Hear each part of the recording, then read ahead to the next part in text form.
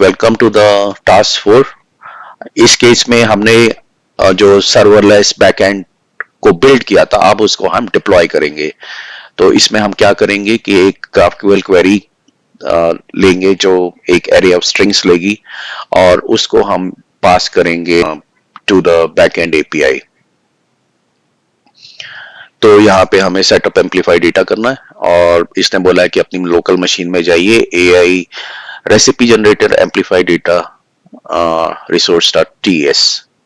So we'll go to data resource.ts, ये यहाँ पे फाइल है और then update it with the following code. हम ये कोड ले लेते हैं और ये पूरा यहाँ से हटा के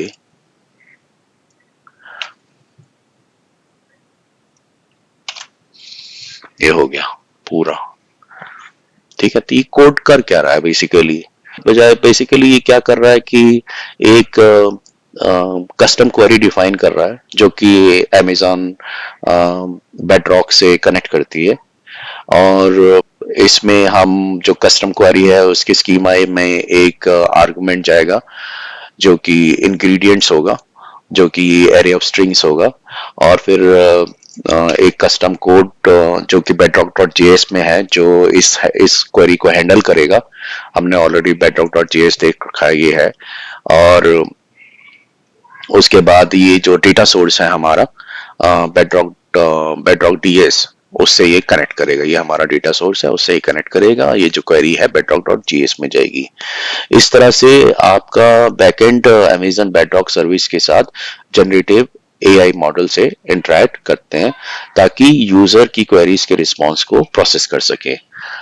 तो ये हमने यहाँ पे as per this website tutorial डाल दिया है और now we have to deploy the resources.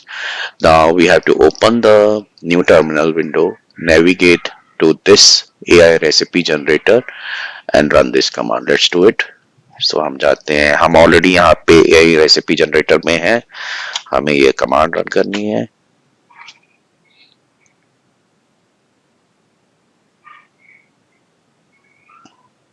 Okay, तो मेरा यहाँ पे टोकन एक्सपायर हो गया है, so I have to relog in to the AWS SSO login. याद है हमारी पहली रिक्वायरमेंट थी कि AWS CLI हमारा इनेबल होना चाहिए, इंस्टॉल होना चाहिए। अगर नहीं किया तो आपको करना पड़ेगा, ये नहीं तो काम नहीं चलेगा। तो हमने इसको किया यहाँ पे। ओके, हो सकता है मैं इस वक्त कुछ मास्क कर दूं output so that you don't see my secrets and all. तो यहाँ पे मैंने अपना यूजर का नाम डाला और पासवर्ड डाला और इसने बोला आपकी रिक्वेस्ट अप्रूव हो गई है, now you can close this window. तो हम क्लोज कर देते हैं और ये हो गया काम। और अब उसके बाद हम दोबारा से npx apmx सैंडबॉक्स करते हैं। Let's see.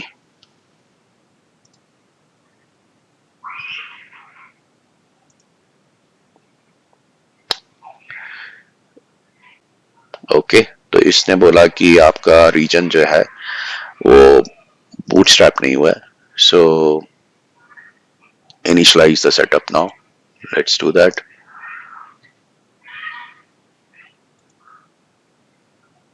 Okay, so CDK toolkit stack deployed successfully. You may now close the browser window. Let me close it and again let me just run the command.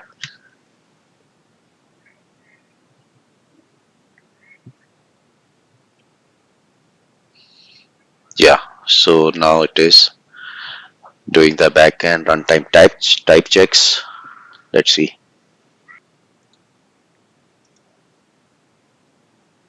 So deployment is completed in 3 minutes and file return is amplify underscore outputs.json.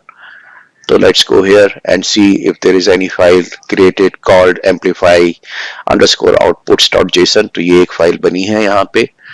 ये file automatically बनती है, इसको ना आपको edit करना ना कुछ करना, कुछ भी चेंज नहीं करना इसमें। ये एम्पलीफाई ने फाइल बनाई है और इसमें सारा कॉन्फ़िगरेशन है, इसको you don't have to touch this file. So let's see. अब ये यहाँ पे इसने बोल दिया ये फाइल राइट कर ली है. लेट्स सी नाउ कि नेक्स्ट स्टेप क्या है इसमें.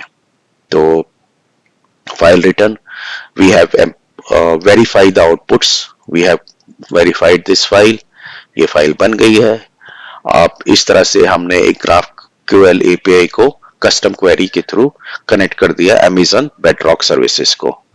अब जो हमारा नेक्स्ट स्टेप होगा वो होगा बिल्डिंग द फ्रंट एंड. तो that will do in the next video. Thank you very much.